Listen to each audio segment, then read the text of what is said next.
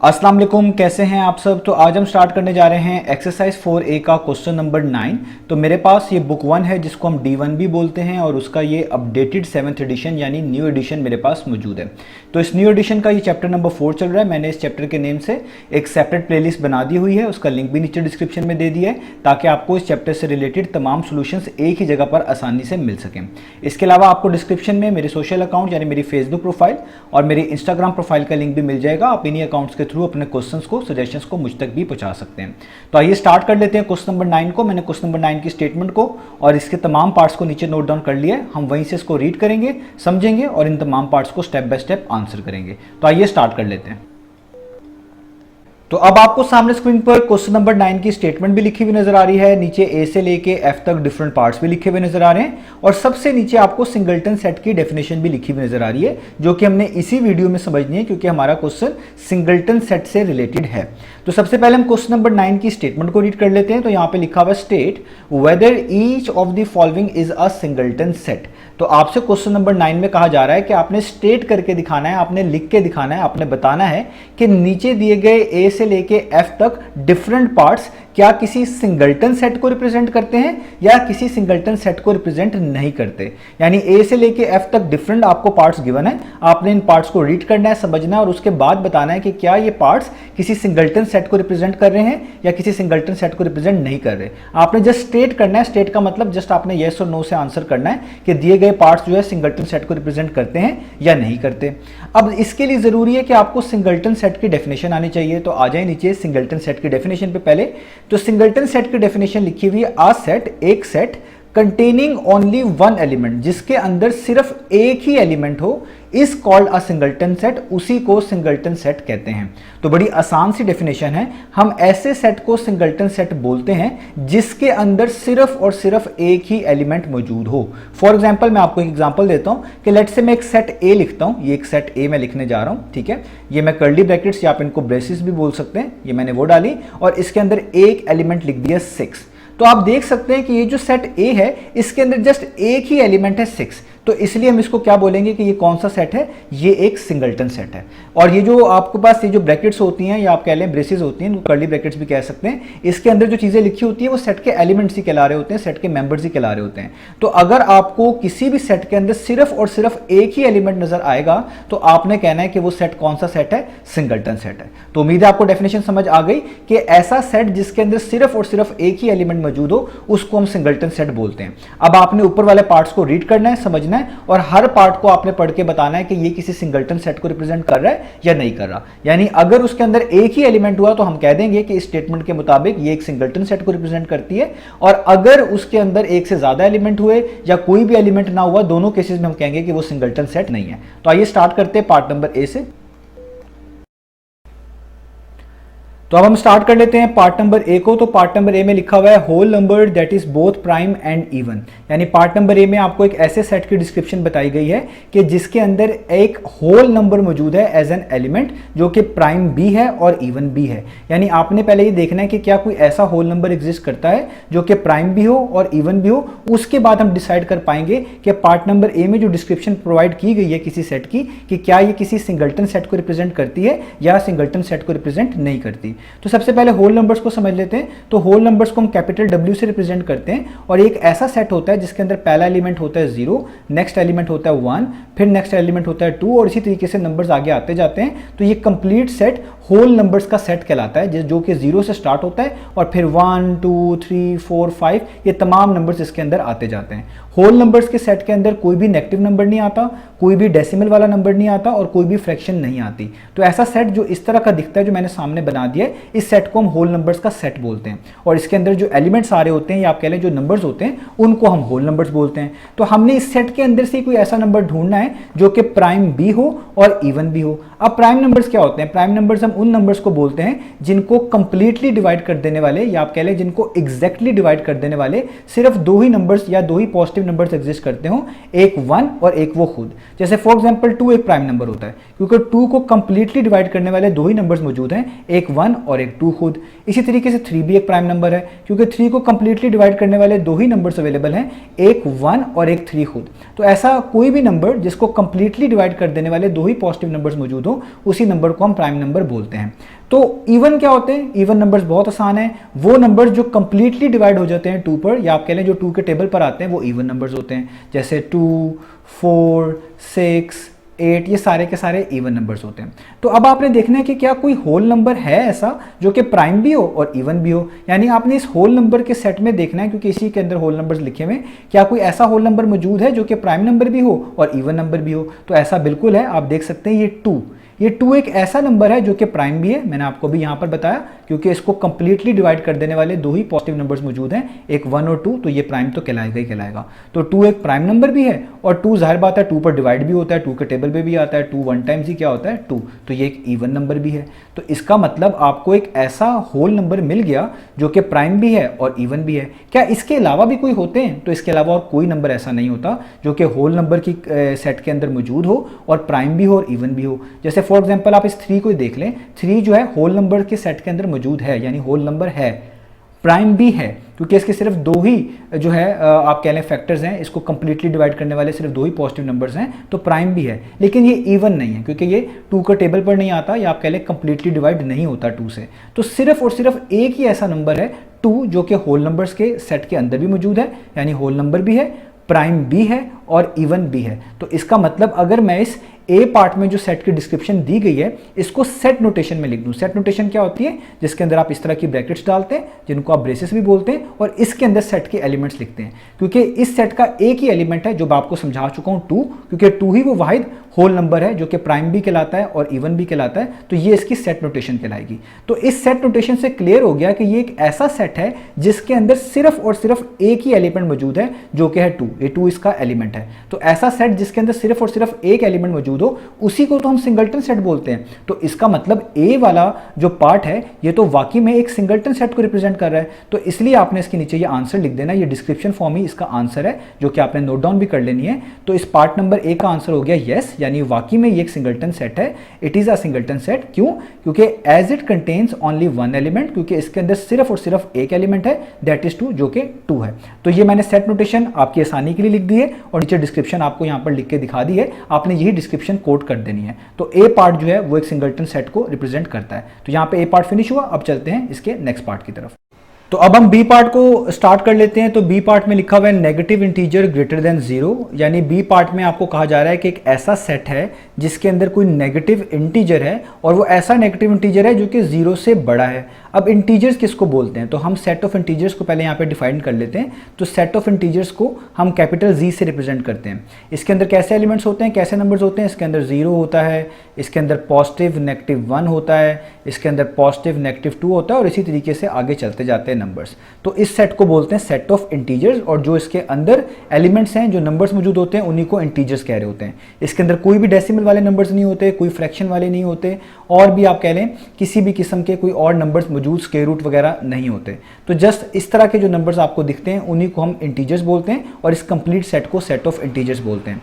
तो अब वो कह रहे हैं कि ऐसा नेगेटिव इंटीजर जो 0 से बड़ा हो। पहले आप देखिए 0 से बड़े इंटीजर्स होते कौन कौन से हैं। तो अगर मैं यहाँ पे 0 लिखूँ तो 0 से बड़े सबसे पहला इंटीजर होता है 1, इससे भी बड़ा इंटीजर होता है 2, इससे भी बढ़ते जाएं तो 3, ये सारे इस तरह आप कह लें पॉजिटिव इंटीजर्स कहलाते हैं। तो ये आपके पास 0 से बड़े इंटीजर्स होते हैं। अब 0 से कम, 0 से लेस इंटीजर्स, यानी आप कह लें लेस देन 0 जो होते हैं, वो इंटीजर्स कौन से होते हैं? वो होते हैं पहला -1, फिर -2, और इसी तरीके से आगे चलता जाता है। तो क्या ऐसा मुमकिन है कि कोई इंटीजर नेगेटिव इंटीजर भी हो और वो 0 से बड़ा भी हो? तो देखें, जैसे मिसाल के तौर पे ये एक नेगेटिव इंटीजर है, -1, क्या ये 0 से बड़ा हो सकता है? 0 से बड़ा कौन सा है? वो है 1। क्या ये हो सकता है? बिल्कुल भी नहीं। क्या -2, ये एक नेगेटिव इंटीजर है, ये 0 से बड़ा हो सकता है? नहीं, ये तो सारे 0 से छोटे हैं। तो ऐसा तो कोई भी नेगेटिव इंटीजर एग्जिस्ट ही नहीं करता जो कि 0 से बड़ा हो। तो इसका मतलब बी पार्ट में आपको जो सेट की डिस्क्रिप्शन बताई जा रही है, इस सेट की डिस्क्रिप्शन के मुताबिक इस सेट के अंदर तो कोई एलिमेंट एग्जिस्ट कर ही नहीं सकता, क्योंकि कोई ऐसा नेगेटिव इंटीजर है ही नहीं जो कि 0 से बड़ा हो। तो अगर मैं इसकी सेट नोटेशन लिखूं, यानी इसी बी पार्ट को आप कह लें सेट नोटेशन में रिप्रेजेंट करूं, तो मुझे इस तरह ब्रैकेट्स डालनी पड़ेंगी और इसके अंदर मैं कोई भी एलिमेंट नहीं लिखूंगा, क्योंकि ये एक एम्प्टी सेट होगा होगा, क्योंकि ऐसा कोई नेगेटिव इंटीजर एग्जिस्ट ही नहीं करता जो कि 0 से बड़ा हो। तो क्या ये सिंगल्टन सेट कहलाएगा? तो बिल्कुल भी सिंगल्टन सेट नहीं कहलाएगा, क्योंकि सिंगल्टन सेट तो कहते ही उसको है जिसके अंदर एक एलिमेंट हो। अगर आपके सेट में कोई एलिमेंट ही नहीं है तो वो फिर सिंगल्टन सेट भी नहीं है। तो इसलिए आप इसके नीचे लिखेंगे कि no it is not a singleton set, ये सिंगल्टन सेट नहीं है, as it contains no element, क्योंकि इसके अंदर कोई भी एलिमेंट नहीं है। So it is an empty set, बल्कि ये एक एम्प्टी सेट है, इसको आप एम्प्टी सेट कहेंगे, सिंगल्टन सेट नहीं कहेंगे। तो आपने ये डिस्क्रिप्शन नीचे कोट कर देनी है। ये हो गया इसके बी पार्ट का आंसर। तो अब हम स्टार्ट कर लेते हैं पार्ट नंबर 6 को। तो पार्ट नंबर 6 में लिखा हुआ है मल्टीपल ऑफ 6 लेस देन 5, यानी पार्ट नंबर सी में आपको एक ऐसे सेट के बारे में बताया जा रहा है जिसके अंदर एक मल्टीपल ऑफ 6 है जो कि लेस देन 5 है, यानी 5 से छोटा है। अब मल्टीपल्स क्या होते हैं? जब भी आप दो नंबर्स को मल्टीप्लाई करते हैं तो जो आंसर में आपको मिल रहा होता है वो मल्टीपल ही कहला रहा होता है। तो अगर 6 का मल्टीपल आपने निकालना है तो आप जस्ट 6 का टेबल पढ़ लें। जैसे 6 1 टाइम्स कितना होता है? 6। तो ये जो आपको पहला आंसर मिला 6, ये 6 का पहला मल्टीपल है।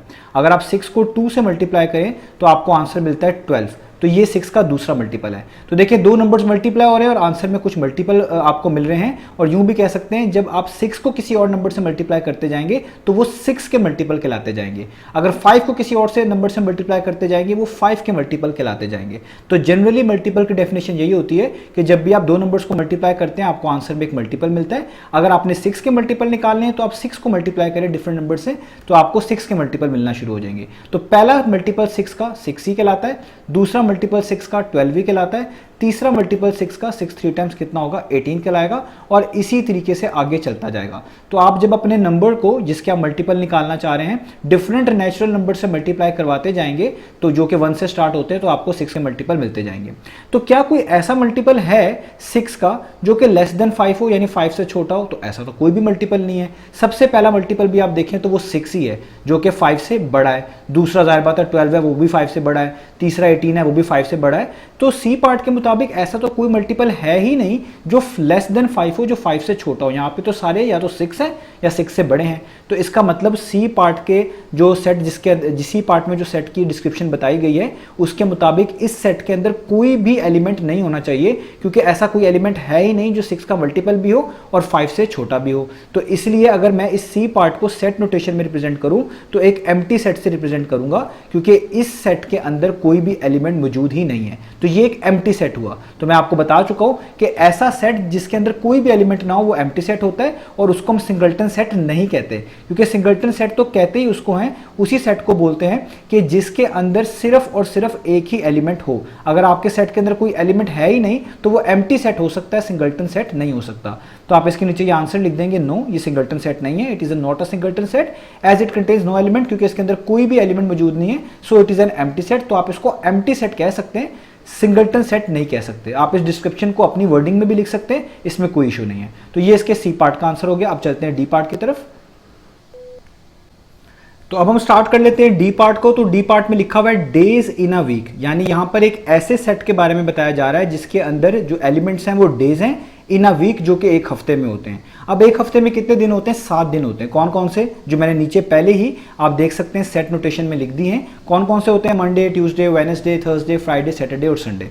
तो अगर आप इस वाले डी वाले पार्ट को इस सेट नोटेशन में रिप्रेजेंट करें तो इसके अंदर कितने एलिमेंट्स आपके पास बनते हैं? 1 2 3 4 5 6 7 एलिमेंट्स बनते हैं। जितनों को भी मैंने कॉमर्स के जरिए सेपरेट करके लिखा हुआ है ये सारे के सारे इस सेट के एलिमेंट्स कहलाएंगे। तो ऐसा सेट जिसके अंदर एक से ज्यादा एलिमेंट हो वो कभी भी सिंगल्टन सेट नहीं हो सकता। सिंगल्टन सेट कहते ही उसको है जिसके अंदर सिर्फ और सिर्फ एक एलिमेंट हो। तो इसका मतलब है इसका आंसर क्या होगा? इसका आंसर होगा नो, ये एक सिंगल्टन सेट नहीं है। It is not a singleton set as it contains more than 1 element, क्योंकि इसके अंदर एक से ज्यादा एलिमेंट होंगे, क्योंकि इसके एलिमेंट है डेज जो कि एक हफ्ते में होते हैं और एक हफ्ते में जो है एक से ज्यादा दिन होते हैं, 7 दिन होते हैं। तो इसका मतलब इस सेट के अंदर भी एक से ज्यादा एलिमेंट्स मौजूद हैं, इसलिए ये सिंगल्टन सेट नहीं है, क्योंकि इसके अंदर एक से ज्यादा एलिमेंट मौजूद है। तो आपने यही डिस्क्रिप्शन नीचे कोट कर देनी है। ये ऊपर वाली चीजें जब समझाने के लिए आप जब डिस्क्रिप्शन भी कोट कर देंगे तो वो काफी हो जाएगा। तो ये हो गया हमारे पास इसके डी पार्ट का आंसर। अब चलते हैं इसके नेक्स्ट पार्ट की तरफ। तो अब हम स्टार्ट कर लेते हैं पार्ट नंबर ई को। तो पार्ट नंबर ई में लिखा हुआ है walls in the English alphabet. तो इंग्लिश अल्फ़ाबेट के जो वॉल्स होते हैं वो बेसिकली इस सेट के एलिमेंट्स हैं जो कि पार्ट नंबर ई में जिस सेट की डिस्क्रिप्शन बता दी गई है।